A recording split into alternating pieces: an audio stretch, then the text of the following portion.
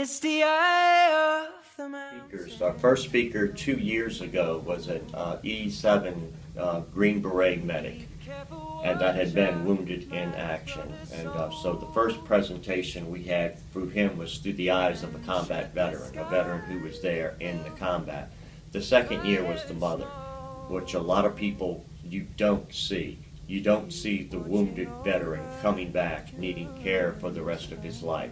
You see the heroes that come back, you see the caskets with the flags, but the struggle of a wounded person adjusting back to civilian life, and that's where the wounded warriors excel at helping these people, particularly those with crippling disabilities, to allow them, if they were avid hunters, they allow them to go hunting. If they were avid fishermen, they give them a chance to go fishing with their families.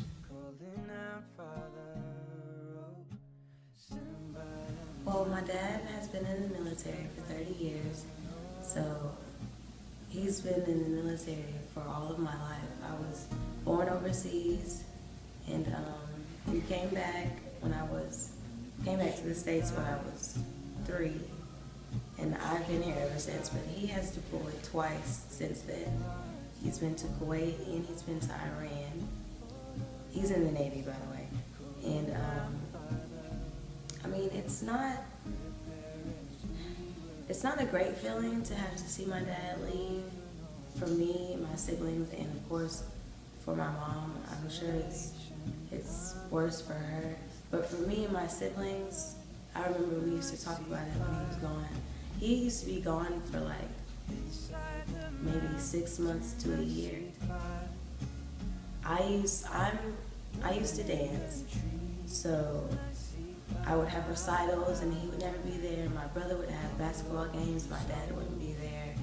And it's just not a great feeling when you know you have 2 healthy, capable parents and both of them can't be there with you at your events.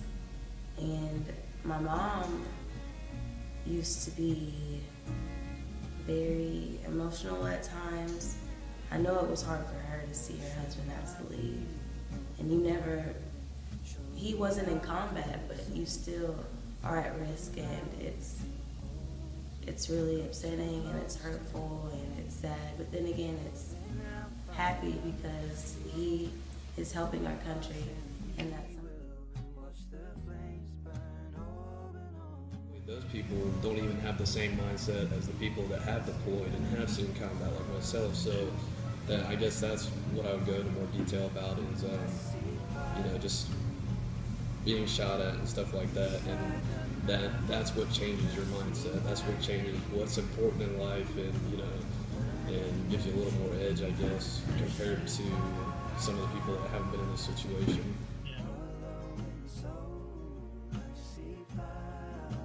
Yeah, the commercials have done a lot to help out, and really just people that don't know about it like yourself.